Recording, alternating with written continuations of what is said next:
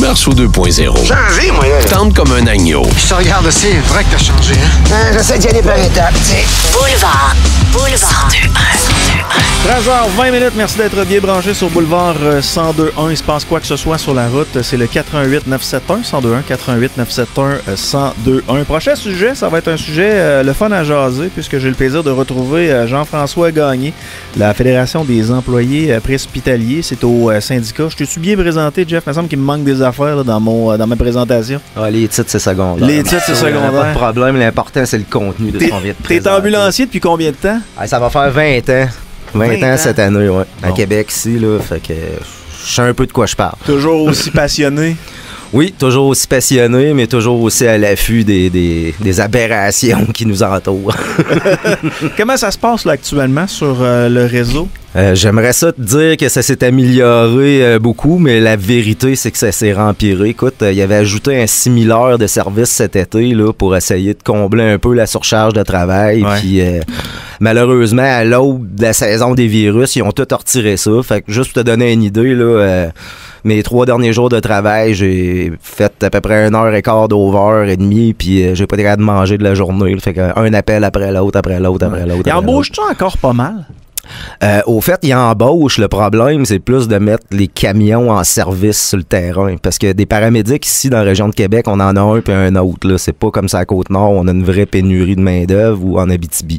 Ici, on aurait les gens à mettre dans un camion. Ouais. Le problème, c'est ça. C'est un peu une certaine volonté politique ou je sais pas si c'est l'Agence de la santé là, qui va commencer ou quoi que ce soit, ou les CIUS ou le ministère. Mais bref, on n'est pas capable d'avoir du service, malheureusement. Jeff, la semaine passée, tu m'as écrit par texto, tu dis, Anne, je vais te présenter quelqu'un, c'est un professeur de l'unité du département des sciences de la gestion à l'Université du Québec à Rimouski. Je dis, wow, il va me parler de quoi? T'as dit, il a fait une étude. Pourquoi tu voulais qu'on parle de ça cette semaine? Ben parce que c'est un peu de concrétiser ce que je te dis depuis des années, qu'on est en surcharge, on n'est pas vraiment apprécié nécessairement notre juste valeur par les autorités compétentes. Je parle pas de la population, là. La population nous le rend bien, souvent on est premier au palmarès des métiers, mais on a beaucoup de surcharge de travail, de la charge mentale, des dépressions, beaucoup de problèmes en santé mentale. T'sais, vous voyez des choses, autant les policiers que les soldats aussi, vous voyez des choses que le commun des mortels ne voit pas. Là. Oui, puis tu me fais penser, on en jasait justement tout à l'heure, j'ai dit la différence entre moi et le policier, souvent, c'est que j'ai les mains dedans. À l'intérieur de... Faut que je travaille sur le patient. Je fais pas juste attendre la cavalerie. Je dois gérer ça puis vivre avec. Là, fait que... Yannick, il dit souvent que ça devrait même pas être une intervention policière. Est-ce que tu vois cette entraide-là avec les policiers comme étant nécessaire ou effectivement, il faudrait que ça soit un petit peu... on est excessivement complémentaires, j'ai envie de dire. Mon métier commence où le sien s'arrête puis le mien s'arrête où le sien commence. C'est-à-dire, si j'ai un patient agité, que ça brasse... j'ai besoin d'un contrôle ou quelque chose, ben là, la police, je suis très content de l'avoir à mes côtés. Puis de la même façon que quand lui arrive, c'est un accident, puis on a beaucoup là, des blessés majeurs.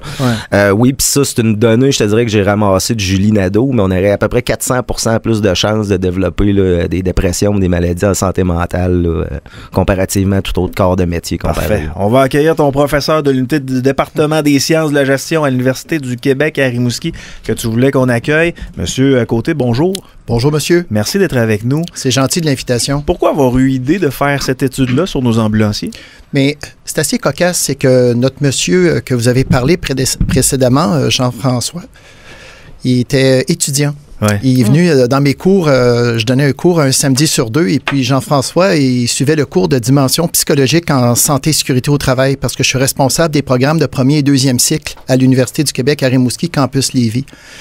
Et Jean-François me disait, écoute Charles, avec tout ce que tu es en train de nous dire au niveau des modèles sur le stress psychologique, dépression, anxiété, on a vraiment un corps de métier où on devrait faire une étude pour justifier justement où on en est rendu en post-pandémie sur les états de stress post-traumatique, les états d'anxiété, dépression et le Marshall Burnout Inventory, monsieur, c'est la mesure du stress, la mesure de tout ce qui est trouble d'adaptation en milieu de travail. Ça n'avait jamais été fait auparavant? Attendez.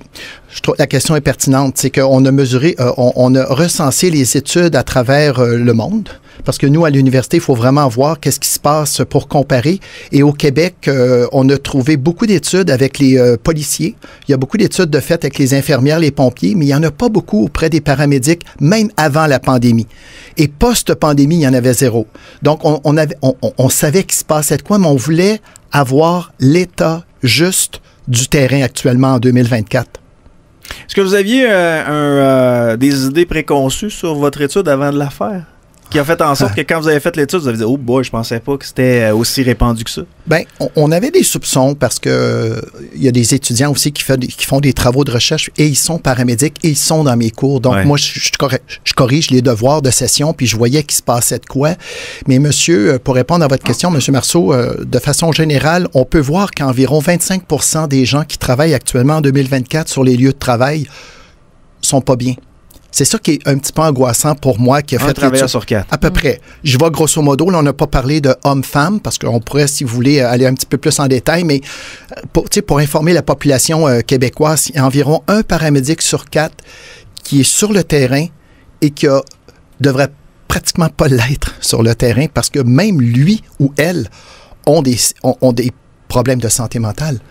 Parce que lorsqu'on a mesuré le Marshall Burnout Inventory, qui est un instrument de mesure validé sur le trouble d'adaptation, on a vu des résultats très importants sur la dépersonnalisation. La dépersonnalisation, c'est la perte d'empathie envers tes clients, envers les patients que tu vas traiter. Comme un peu du travail à la chaîne. Exactement. Parce que tu vas moins bien, tu manques d'empathie. Puis c'est un emploi que tu as nécessairement besoin de ça au quotidien, envers toi-même et envers les autres. C'est ça. Exactement. Puis le but de l'étude, c'était de mettre dans un premier temps, on n'ira pas tout de suite dans les recommandations, mais c'était de voir l'état des lieux. Et on parle pour la capitale nationale et Lévis, ou? Attendez, 14 régions administratives du Québec. Oh, OK, c'est une grosse étude, là. Mais c'est parce que, pour continuer un petit peu sur ce que je disais par rapport au monsieur précédemment avant moi, c'est que lui a décidé qu'il fallait avoir une étude, c'est que dans leur convention collective, ils ont prévu des fonds pour faire quelque chose sur la santé mentale. Et dans leur décision de l'équipe, ils ont décidé de faire une étude universitaire et ils ont décidé de choisir l'UQAR Campus Lévis pour mener cette étude-là de façon objective, là. C'est pas parce que les sous sont avancés par les syndicats que nous sommes directement reliés aux syndicats. C'est vraiment objectif. On a passé un comité d'éthique et on a eu 282 paramédics qui ont répondu à notre questionnaire sur une possibilité de 1700.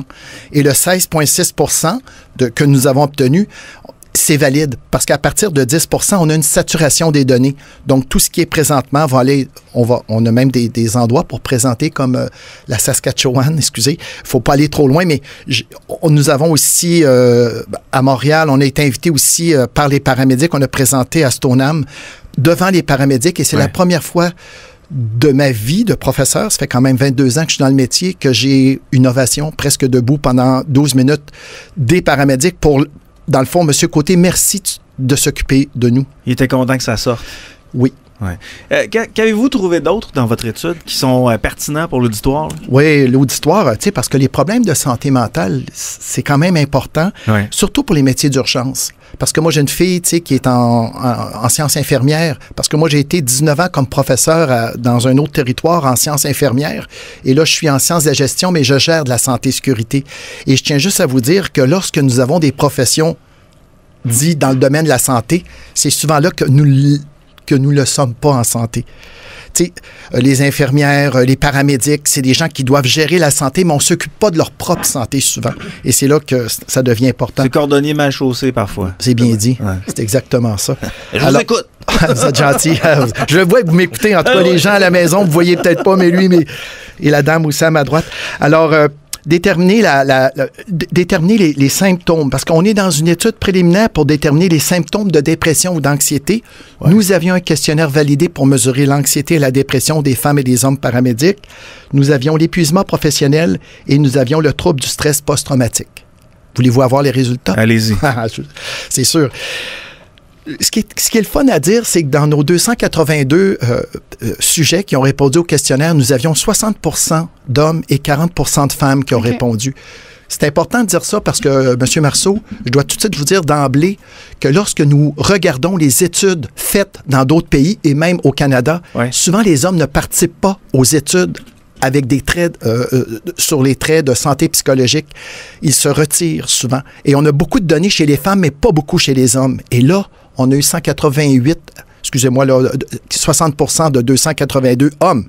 Alors, ça devient important. C'est une très belle réponse. Puis, Jeff, je ne sais pas si tu es capable de me dire ça par cœur, mais c'est quoi le ratio homme-femme chez les ambulanciers? On est direct on the spot, c'est 60-40 pour l'instant. Ouais, okay. Effectivement. Ici, c'est bien, ça fait J'ai envie de dire que Québec? l'étude confirme ce qu'on savait tous un peu, finalement. Ouais. On constatait en tout mettant qu'il y avait des une chiffres, problématique. parce que là, on peut vous prendre au sérieux au niveau gouvernemental ou encore quand vous avancez des choses. C'est triste à dire, mais ça prend souvent des chiffres pour faire valoir une voix. Là. Ouais, puis dans ce sens-là, on a été présenté l'étude, je te dirais, à Santé Québec là, au début du mois, le 4. Et puis on est encore en attente d'une réponse favorable de la part de Santé Québec, en espérant que ce soit pas un pare-feu. Favorable étant pour consulter votre étude ou favorable? Au fait, nous, ce qu'on voudrait éventuellement, c'est bien sûr là, développer encore plus la recherche. Donc, une étape 2, à savoir des recommandations, se doter d'outils et de leviers pour être capable d'intervenir sur la situation. D'aller plus loin avec ça. Puis justement, Yannick, c'est sûr qu'il a soif des statistiques, là. Qu'est-ce qu'on retrouve dans votre étude fondamentalement en termes de recommandations ou d'observations? Mais, pour les recommandations, je tiens à vous dire que l'étude, c'est une étude préliminaire et nous devons faire qu'est-ce qui se passe actuellement sur le terrain. Tout ce qui est recommandations va être dans l'étude numéro 2. Okay. Parce qu'on a une étude en 2025 qu'on prévoit le 1er septembre pour répondre à la question de madame. On a des recommandations qui s'en viennent. Mais actuellement, il est un petit peu trop tôt pour tout mettre sur la table au niveau des recommandations. On le sait un petit peu qu'est-ce qui s'en vient. J'ai déjà annoncé à d'autres stations compétitives à vous qu'il y aurait probablement, moi ce que je vais, c'est une formation. Parce qu'au cégep, actuellement, pour être paramédic, ça prend 3 années de cégep. Donc, dans les cégeps, ça pourrait être intéressant de mettre sur pied un cours pour apprendre un peu les dimensions psychologiques que les gens vivent en milieu de travail. Parce que vous savez, M. Marceau, pour comprendre le métier, je suis dans le domaine de la santé, j'ai disséqué des cadavres 3 ans de temps à l'université, mais pour comprendre le métier, je suis allé avec les paramédics sur le terrain quelques fois et j'ai vu de mes yeux qu'est-ce qui se passait un petit peu au niveau de la surcharge de travail. Puis je trouve que ça mérite une compréhension de la part des instances décisionnelles gouvernementales pour comprendre qu'il faut mettre de l'argent sur ce métier-là. Parce que je dis pas que M. Dubé fait pas sa job. C'est pas ça que je dis. Je dis juste que les paramédics ne sont pas pris au sérieux actuellement au niveau de ce qui se passe sur le terrain.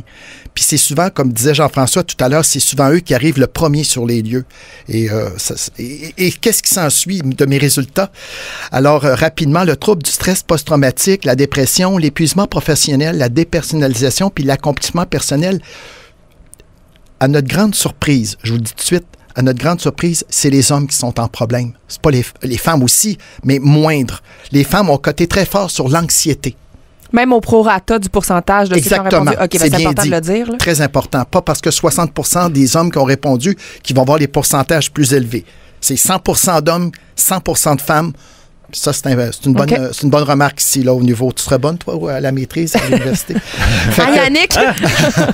Mais moi, je fais une maîtrise avec lui à chaque jour. J'ai une thèse. À quel niveau l'anxiété n'est pas hyper importante pour ce genre de travail-là? Parce que d'essayer de prévoir et de prévenir ce qui peut arriver sur tel ou tel dossier, c'est pertinent dans le travail d'un ambulancier ou d'une ambulancière. Tu sais, de savoir, OK, quand je vais arriver là, ça se peut qu'il soit en arrêt cardiaque. Qu'est-ce qu'il faut que je fasse? J'ai-tu tout mon équipement? Est-ce que j'ai tout aseptisé mes affaires? Tu te demandes si c'est stressant, elle est pertinente, cette anxiété-là? Ah, c'est une bonne question que tu soulèves là. On ne l'a pas mesuré, mais nous, on a des constats de troubles, de problèmes de santé mentale, dont l'anxiété. Là, vous arrivez, vous, dans le plus pointu. C'est une nomenclature, là? Où est-ce que ça en va? C'est un terme de nomenclature dans une étude, mais c'est vraiment intéressant. Est-ce que c'est un stress relié, mettons, aux tâches ou aux à côté qu'on voit qui devient problématique finalement au quotidien quand c'est peut-être pénurie de main-d'œuvre ou changement des tâches ou et même l'âge des paramédics. Je veux pas trop être dans l'âgisme. Mais non, mais avec l'expérience, je veux dire, quelque chose qui se joue aussi, là.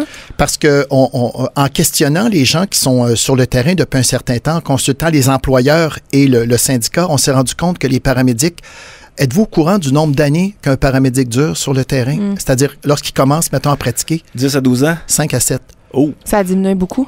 Oui, puis même je suis généreux peut-être dans ce que j'avance. Alors, je veux juste vous dire qu'il y a des attentes au niveau de la profession et face à ce que vivent les gens, ils décident de débarquer de la profession et de s'instruire sur d'autres éléments. Ils vieillissent plus vite, le Jeff a 25 ans, il a de l'air de 45. Là.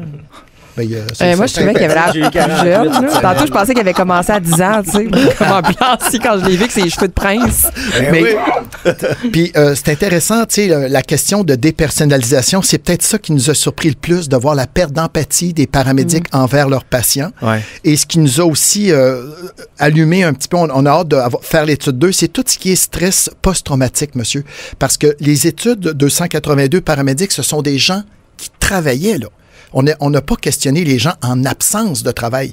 Donc, on a des gens sur le terrain qui sont mal en point, qui conduisent des ambulances. Moi, c'est ça qui me fait. Ouais. C'est ça qui m'a un petit peu allumé. Est-ce que nos paramédics sont suivis quand on a la chance de jaser avec des docteurs en psychologie, ils nous disent nous, on doit régulièrement consulter d'autres docteurs en psychologie pour jaser, savoir si on est correct. À chaque année, ça se fait chez les docteurs en psychologie. Je crois que ça se fait chez les psychiatres aussi. Est-ce qu'on pourrait pas mettre ça en place, que les paramédics puissent jaser avec quelqu'un régulièrement de ce qui s'est passé dans la semaine? Pas juste à la demande, mettons. Ouais, exact. Au fait, on apprécierait énormément, puis c'est un peu là-dessus qu'on aimerait avoir justement des outils, une espèce de filet de sécurité pour pouvoir désamorcer tout ça.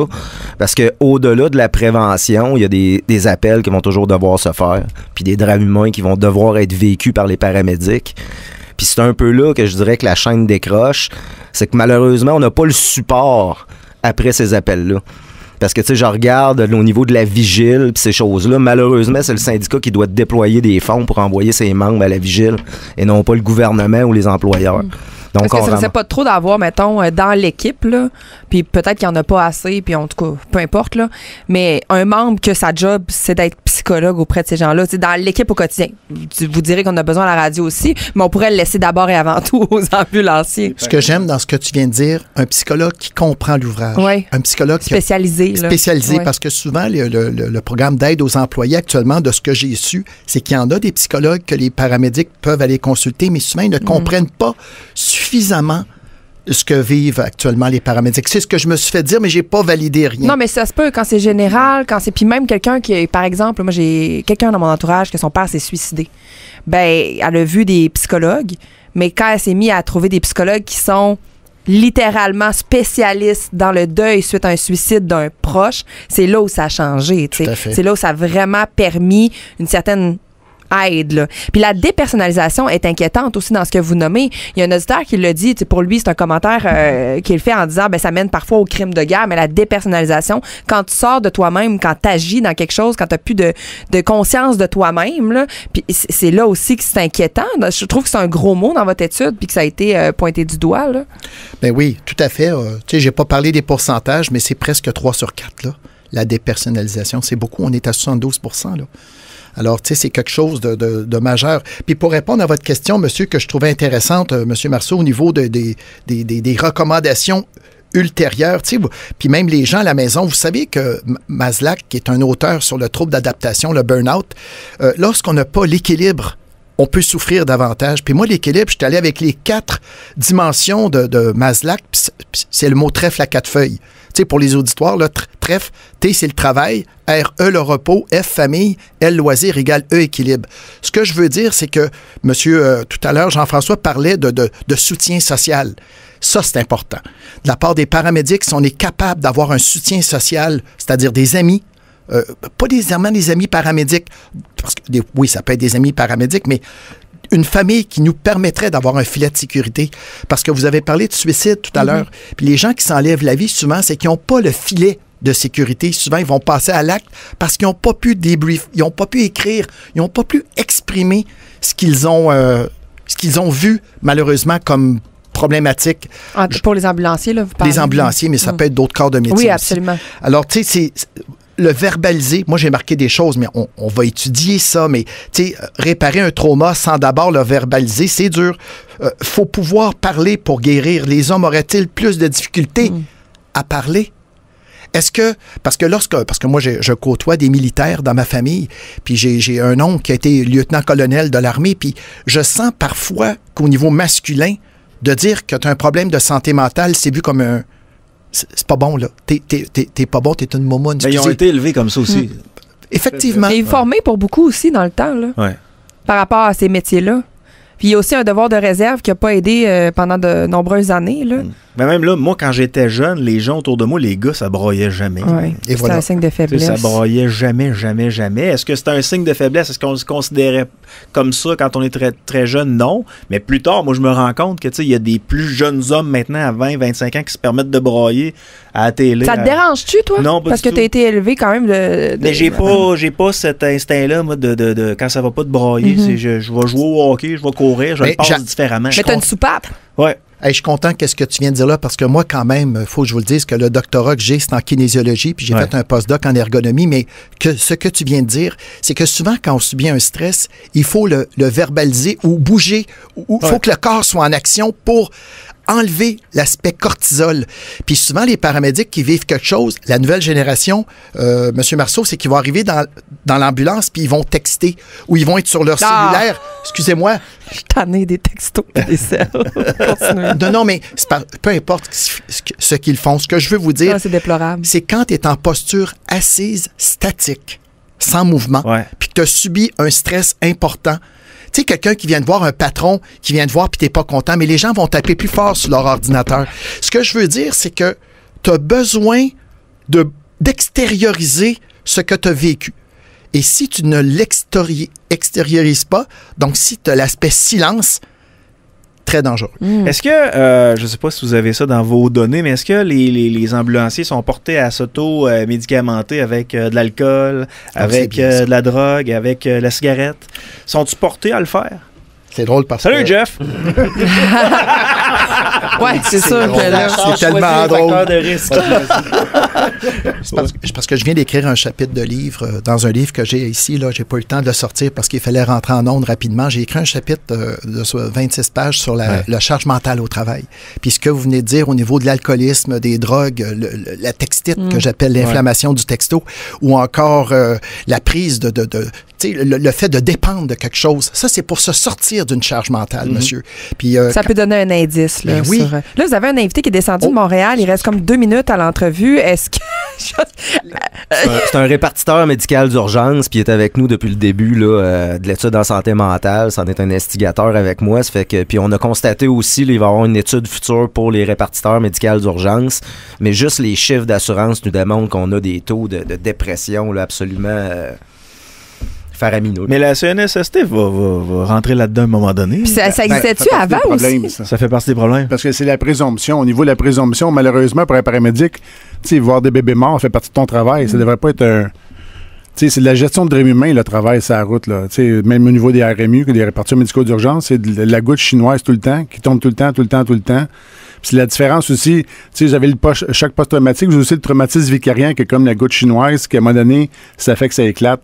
C'est un peu ça. Puis la présomption au niveau des CNSST, ils ne reconnaissent pas ce travail-là parce que justement, les problématiques qu'on vit, ils disent que ça fait partie de ton travail, alors ils ne veulent pas l'indemniser. Alors que ça devrait être des outils pour pouvoir s'en sortir. Aïe, OK. Rapidement, le 6 octobre 2025, les employeurs n'auront pas le choix, M. Marceau, de mettre en place des programmes de prévention en santé mentale. C'est la loi qui l'oblige, la LMR-SST.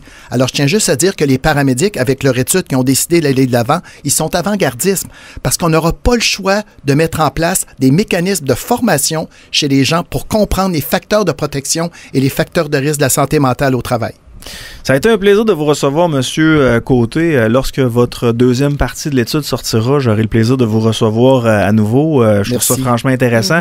Jeff, c'est toujours un plaisir de te recevoir. Tu es de la Fédération des employés préhospitaliers. Tu es un des boss des ambulanciers. Merci d'être là, soit dit en passant. C'est toujours un plaisir de venir en station. Puis votre ami qui est descendu de Montréal, Stéphane Rainville. Monsieur Rainville, ça a été un plaisir de vous rencontrer aussi. Merci.